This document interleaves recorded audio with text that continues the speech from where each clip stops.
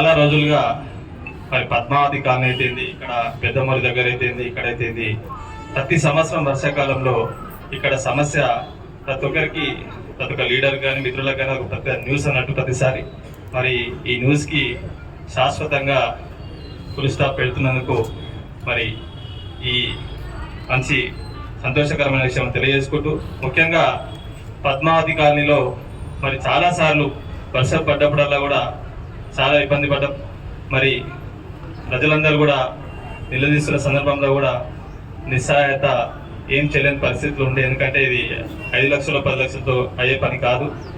చాలా దురదృష్టితో ఆలోచన చేసి మరి ఈ పైని ముందుకు తీసుకెళ్ళి 17 కోట్ల రూపాయలతోటి స్టోమ్ వాటర్ డ్రైన్స్ని శంకుస్థాపన చేసిన సందర్భంగా ప్రత్యేక అభినందన తెలియజేసుకుంటాం.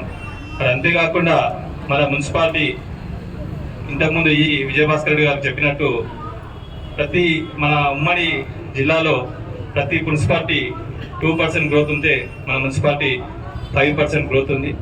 మరి దానికి ఎన్నో కారణాలు ఉన్నాయి.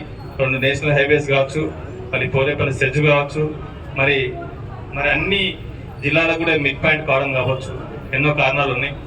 మరి ఇట్లాంటి పరిస్థితుల్లో ఈ మున్సిపాలిటీని డెవలప్ చేయాలంటే ఇంకా చాలా దురదృష్టి అవసరం.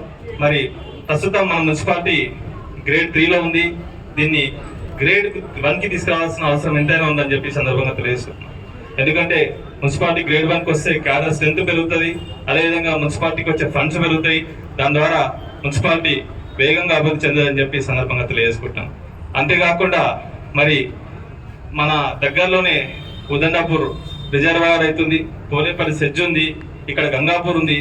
వీలైతే మన మున్సిపాలిటీ పరిధిని కొంచెం పెంచడం ద్వారా రెవెన్యూతో పాటు మరి గవర్నమెంట్ స్థలాల ఇప్పుడు పెరిగితే రెవెన్యూ పరిధి కూడా పెరుగుతుంది. తద్వారా మరి మున్సిపాలిటీ ఫాస్ట్గా గ్రో కావడానికి అవకాశం ఉంటుంది. మరి అంతేకాకుండా రీసెంట్గా మరి కేంద్ర మంత్రి మనోహర్ లాల్ ఖట్టర్ని డికే అరుణ గారు కానీ మరి ఎన్ఎం శ్రీనివాస్ రెడ్డి గారు కానీ కలిసి ఒక డిపిఆర్ని రిప్రజెంట్ చేశారు. మరి దాంట్లో కొన్ని విషయాలను పరిశీలిస్తే మరి జడ్చర్లకు సంబంధించి కేవలం జంక్షన్స్ బ్యూటిఫికేషన్, మరి అంతేకాకుండా పూల మొక్కల పెంపకం అవే ఉన్నాయి.